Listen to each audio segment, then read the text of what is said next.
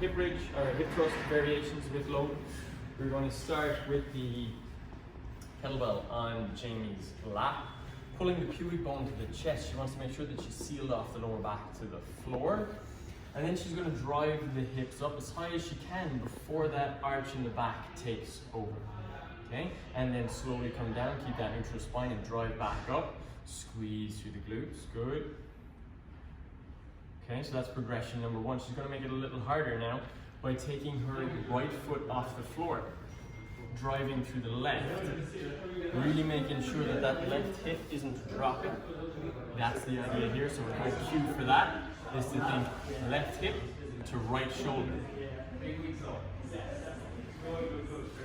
And now we're going another progression. She's going to take the yoga block. Okay. And now drive from here, making sure this time the left hip is not dropping again, right? Dropping in, drive. Really focus on this left hip, not letting it collapse down to the side. We're trying to keep that neutral pelvic line. Okay?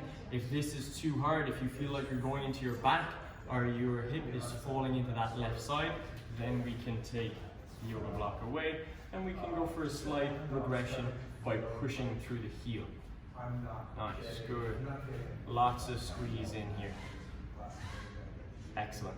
All right, so there's our hip thrust progressions.